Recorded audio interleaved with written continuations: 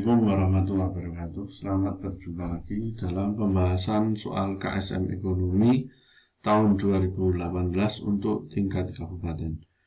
Kita lanjut ke soal nomor 7. Berdasarkan konteks di atas yang merupakan premi konsumen, Sebelum kita jawab, kita bahas dulu apa itu premi konsumen dan premi produsen. Premi konsumen adalah keuntungan konsumen. Kelompok premi konsumen beranggapan bahwa barang yang dijual terlalu murah karena anggaran yang dia punya itu lebih tinggi daripada harga barang di pasaran. Keuntungan ini mendorong penawaran untuk produsen diperbanyak dan dinaikkan harganya. Jadi produsen tertarik untuk menawarkan barang atau produknya lebih banyak dan sekaligus menaikkan harganya karena daya beli konsumennya tinggi. Sedangkan premi produsen, keuntungan yang dihasilkan produsen. Jadi keuntungan produsen itu didapat karena harga di bawah harga pasar. Jadi biayanya lebih rendah, lebih murah, namun bisa menjual di bawah harga pasar.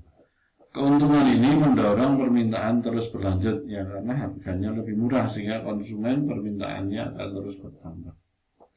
Baiklah, kita bahas di sini satu persatu. Yang ditanya adalah premi konsumen. 1. Pak Rahmat membuka usaha warung dengan modal 5 juta dan pendapatannya saat ini 8 juta.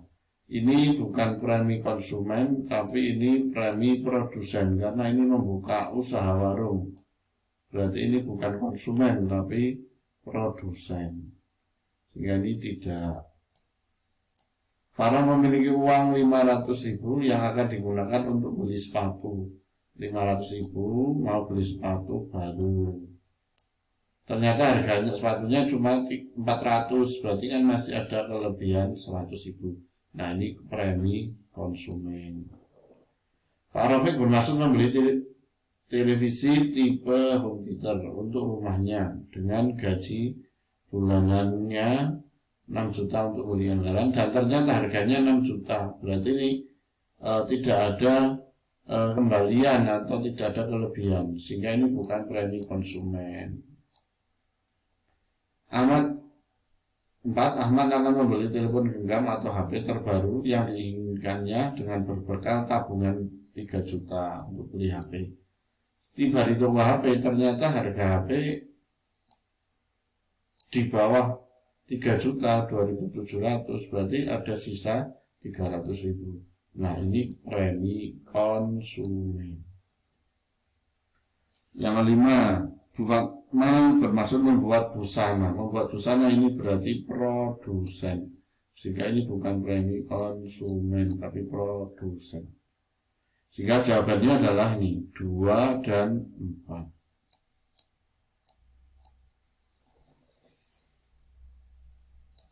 Baiklah, kita lanjut ke soal berikutnya. Ya, ini kondisi posisi keuangan menunjukkan hal berikut. Ini setelah neraca saldo setelah penutupan. Ya, itu ada saldo-saldo yang ditutup, akun-akun yang ditutup sehingga saldonya jadi 0. Ya, kita bahas dulu apa itu jurnal penutup. Jurnal penutup adalah jurnal yang dibuat pada akhir periode akuntansi untuk menutup akun-akun nominal. Jadi yang ditutup adalah namanya akun nominal. Akun nominal atau akun sementara. Akun nominal, ya, akun nominal atau akun sementara. Akibat dari penutupan ini, saldo akun tersebut akan menjadi 0 saldonya pada awal periode akuntansi tahun berikutnya. Akun-akun yang memerlukan jurnal penutup. 1. Pendapatan. Ya. Pendapatan saldonya akan kredit. Cara membuat jurnal penutup tinggal dibalik dari saldo normalnya. Jadi akun pendapatan biasanya kan sebelah kredit dirubah jadi debit. kreditnya dimasukkan ikhtisar laba rugi, pendapatannya sudah masuk ke ikhtisar laba rugi. Kemudian akun beban. Akun beban itu biasanya bersaldo debit. Kemudian di jurnal penutup dibuat jadi kredit, sehingga nanti akun beban nilainya akan jadi 0. Debitnya diganti dengan ikhtisar laba rugi. Kemudian yang ketiga yang ditutup adalah akun ikhtisar laba rugi atau saldo laba atau rugi. Ya. Sekarang kalau rugi itu posisinya kan mengurangi, rugi itu posisinya mengurangi laba atau mengurangi modal. Ya, rugi mengurangi modal, sehingga di sini modalnya berada pada sebelah debit karena modal berkurang sebelah debit. Kemudian kalau mengalami laba,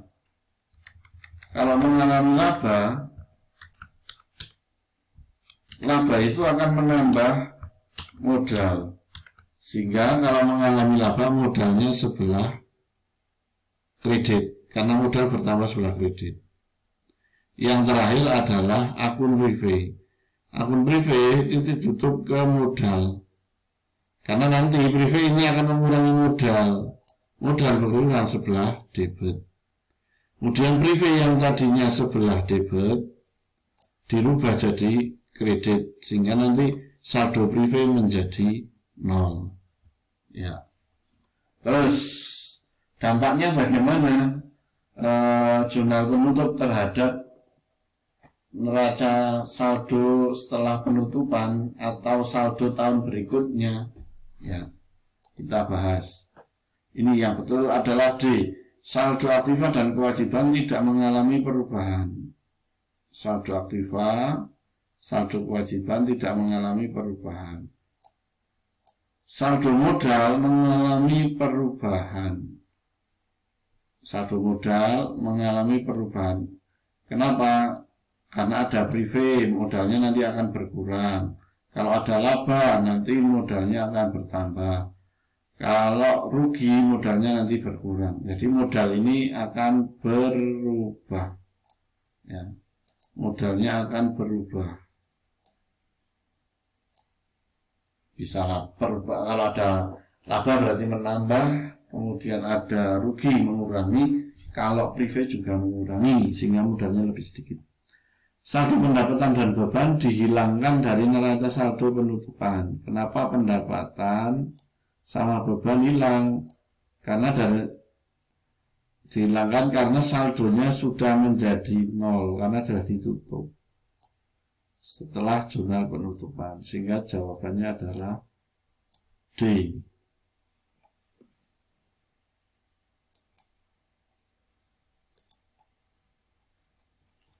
Kita lanjut ke nomor 9.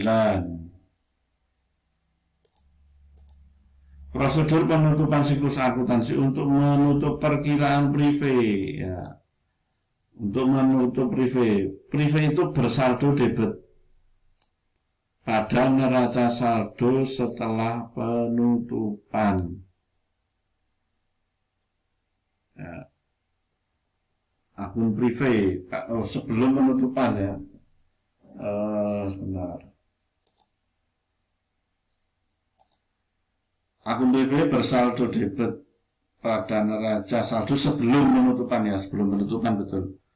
Kemudian logikanya privé itu kan mengurangi modal, sehingga modal berkurang sebelah debit. Kemudian privé tadinya bersaldo debit, supaya 0 maka privé kemudian di kredit. Nah, sehingga nanti debit, privé debit dikredit privé ya, privénya kemudian dikredit, sehingga nanti saldonya jadi 0. Sehingga jawabannya mendebit perkiraan modal, sehingga ayat jurnal penutup yang dibuat adalah modal di debit dan privé dikredit sebesar privé yang dikeluarkan. Sehingga ini jawabannya adalah A.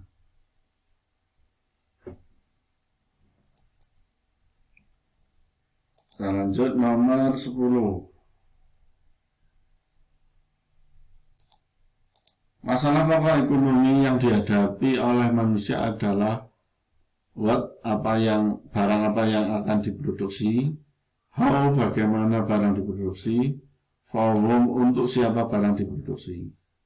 For whom good and service are produced, dalam sistem pasar ditentukan oleh kepemilikan faktor secara komunal. Maksudnya apa? Hal ini berarti untuk siapa barang dan jasa dibuat dalam sistem pasar ditentukan kepemilikan faktor produksi secara menyeluruh. Ya. Kepemilikan faktor produksi secara menyeluruh atau komunal. Di mana pemilik faktor produksi, faktor produksi itu adalah milik rumah tangga konsumen. Faktor produksi terdiri dari alam atau tanah, kemudian tenaga kerja, kemudian modal, kemudian kewirausahaan. Ya, jadi untuk jawaban nomor 10 ini adalah for whom good and service are produced, dalam sistem pasar ditentukan oleh kepemilikan faktor produksi secara komunal, secara menyeluruh, di mana faktor produksi ini milik rumah tangga konsumen. Kita lanjut ke soal nomor 11. Ya. Seorang wisatawan asing menukarkan mata uang asingnya sebesar 5.000 US dollar. Kurs beli 1 US dollar 13.500, kurs jual 1 US dollar 13.650. Ya. Kurs jual itu mesti lebih tinggi daripada kurs beli, karena ini yang menjual adalah bank nggak mau rugi, sehingga kurs jual lebih tinggi daripada kurs beli. Jika ia membelanjakan uangnya 30 juta, maka uangnya menjadi sisanya berapa setelah pulang dari umroh, kemudian ditukarkan. Ya, kita bahas dalam menjual atau transaksi kurs valuta asing atau mata uang asing, itu ada di sini ada pihak asing, wisatawan asing, dan ada pihak bank. Ketika dia menjual valuta asing atau dolar, maka bank membeli. Nah, yang dikarenakan adalah yang dilakukan oleh bank. Ya, jadi ketentuannya pertukaran yang dipakai adalah mata uang asing. Jadi bukan menjual rupiah membeli rupiah, tapi menjual mata uang asing, menjual atau membeli dolar Amerika misalkan. Kemudian standar pertukaran yang dilakukan adalah bank. Jadi yang kurs yang dipakai adalah kurs bank. Contoh di sini, wisatawan asing menjual dolar Amerika. Jadi tidak membeli rupiah tapi menjual dolar Amerika. Kenapa? Karena yang dipakai ini mata uang asing. Ya, yang dipakai mata uang asing. Berarti di sini menjual dolar wisatawannya, kemudian banknya berarti membeli. Maka yang dipakai adalah kurs beli. Ya. Ketika menukarkan 5.000 US dollar, ini kan menggunakan kurs beli 13.500, ini kurs belinya ya. Sehingga ketika menukarkan ini 67.500. Kemudian dibelanjakan, ya ini yang dibawa di orang tersebut setelah menukarkan wisatawan tersebut dalam bentuk rupiah ini 67.500. Kemudian uang yang dibelanjakan ini membelanjakan uangnya 30 juta. Sehingga sisa uangnya dalam rupiah adalah 37.500. Sehingga jawabannya adalah C. Ya, jadi di sini menukarkan pakai kurs beli. Kenapa? Karena banknya yang membeli, wisatawannya yang menjual dolar. Ya. Sehingga jawabannya adalah C. Baiklah, nanti kita lanjutkan soal nomor 12 di konten berikutnya.